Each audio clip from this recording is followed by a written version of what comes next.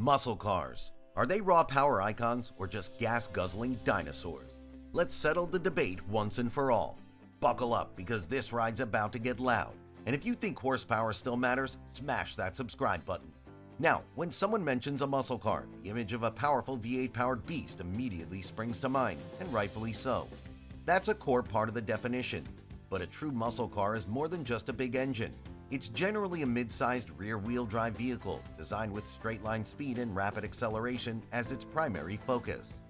Think of it as a street-legal drag racer, perfectly capable of hauling groceries during the week and then setting the quarter-mile ablaze on the weekend. These cars are characterized by their large, high-performance engines, beefy suspension components, and the ability to put their power to the ground through the rear wheels, providing that unmistakable muscle car feel. While they excel in straight lines, their handling often leaves something to be desired on twisty roads. So, we know muscle cars have big V8s and love to go fast, but where did this specific automotive niche even come from? What was the spark that ignited the muscle car era? Well, to understand the birth of the muscle car, we have to travel back to the post-World War II era.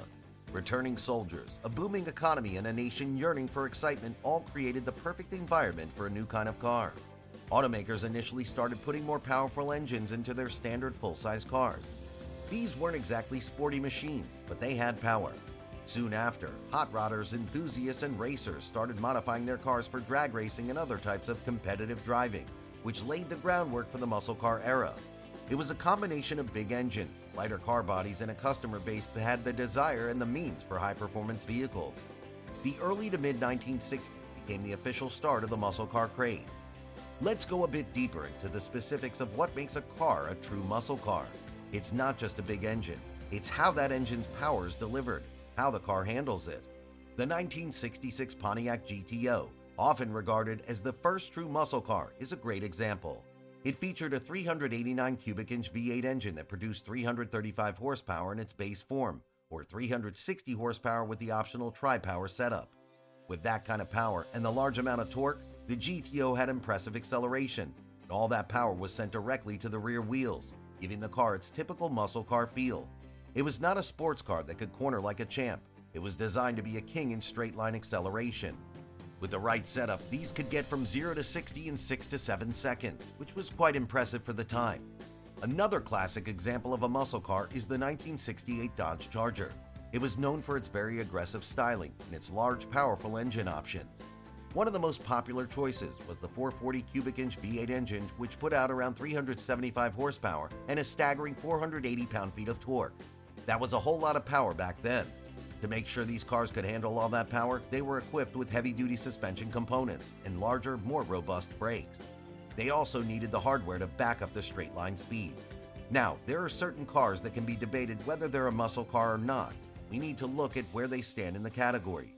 Take the 1967 Ford Mustang, for example. While not a full-size car like the Charger or the GTO, its smaller size, lighter weight, and option for high-performance engines earned it the title of a pony car.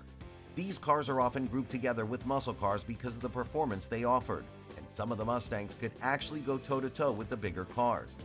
The Mustang could be optioned with large, powerful big block V8s like the 390 and the 428, which could make them very quick. The Mustang, due to its lighter and more compact frame, was generally better in corners, but it still held its own in straight-line acceleration.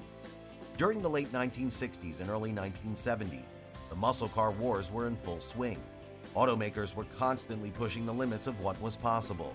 They tried to outdo each other by introducing bigger engines, higher horsepower, and even more aggressive styling. The 1970 Chevelle SS 454, which is considered by many as the pinnacle of this era, is a great example. The optional LS6 454 cubic inch engine was officially rated at 450 horsepower and 500 pound-feet of torque. Many believe that it was intentionally underrated by GM to keep insurance costs down, and was producing even more power than advertised. The fierce rivalry between Chevrolet, Ford, and Dodge really pushed the boundaries of performance. But an important thing to ask is, were these vehicles practical for daily use, or were they more suited to weekend cruises and drag racing events? But hold on a second. Before we rev too deep into the world of muscle, are you enjoying this deep dive into the history of muscle cars? Do you crave more stories of amazing machines and their impact? If you do, then smash that subscribe button and ring that notification bell. We've got many more tire-scorching tales coming your way. Don't get left in the dust. Join the ride. Now, where were we? Ah yes, the raw power and value. The production numbers for these iconic muscle cars weren't super high, especially for some of the more rare engine and trim options. This, combined with the demand for these vehicles, is why original and well-maintained examples of these cars are so valuable to collectors today. Finding a clean, fully original 1970 Chevelle SS 454 is exceptionally difficult, and if you do manage to find one, you're looking at paying upwards of $100,000 or more. It's a substantial amount of money for some very serious muscles.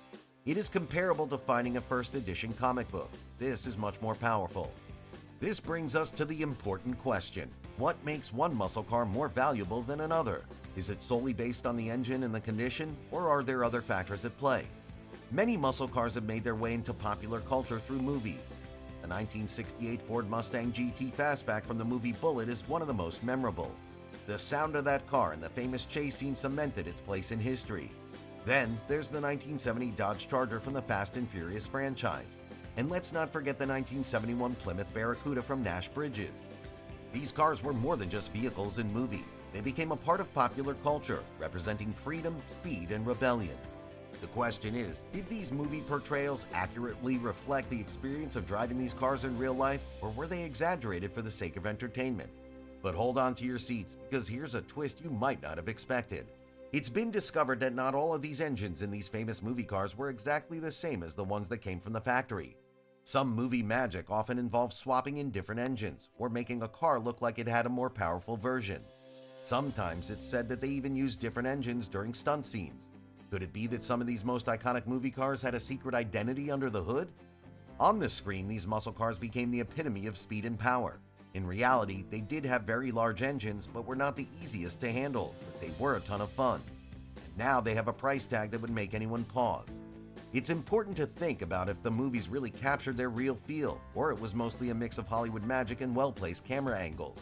Let's dive into what it was actually like to be behind the wheel of a muscle car, minus all the movie magic.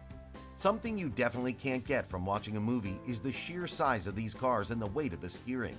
Imagine sliding into a wide plush bench seat or a set of bucket seats if it was equipped with those.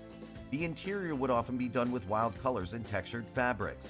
Did this feel like you were sitting in a time capsule, or was it like being in control of a land rocket? That big steering wheel was a workout. It required a good amount of effort to turn, especially if the car did not have power steering. It's as if the driving itself was a workout. Was that old school steering a true connection to the road, or did it just wear out your arms? Let's talk about the sound. You need to forget about all the movie sound effects. The real-world soundtrack of a muscle car was a true symphony of V8 rumble. The low, deep growl at idle and the roar you heard when you stepped on the gas was a very distinct sound. They were basically yelling to everyone that they were ready to unleash their power. Did the movies capture the authentic sound, or were they enhanced for the dramatic effect? What if the movie trickery went even deeper than what we already think? What if the engines weren't what they appeared to be on screen? Brace yourself, because here's another curveball in the story. Remember we mentioned how some of the movie cars were disguised versions of other models? Well, it's whispered among the car communities that some of these cars also had their engines swapped out. Some of the cars didn't have the top-of-the-line big block engines that they were supposed to have. Some of the cars had smaller, readily available, and cheaper engines installed for certain scenes. The priority wasn't always the power. It was making the cars look good and sound awesome for the camera. It's like the main star of the movie having a stunt double, but in the engine bay. It certainly adds a new level of thought to the topic. And with this new information, all the tire screeches and engine growls you heard in those movies will make you question every single thing. How much of it was real? How much was done through camera angles and movie magic? Now, let's pour some more fuel on this fire of automotive intrigue. Think about the cultural impact of muscle cars. They represent power, speed, and a feeling of freedom. But if some of the movie cars were actually just imposters, does that diminish their overall impact? It's like finding out your favorite band was using a pre-recorded track during the concert. But did these movie portrayals, regardless of their engine situation, spark a new generation of interest in these classic cars? Let's look at the automotive scene when these muscle cars first appeared. What other cars were they competing against? There were very stylish and capable cars like the Chevrolet Impala, Ford Galaxy, and Plymouth Fury. These cars also offered great performance and unique styles. But the muscle cars, with their unique focus on raw power, created a totally different class. Let's not forget about the styling of these cars, the bold and very unique curves of the body, along with bright chrome parts. These were not just cars, they were a statement on wheels.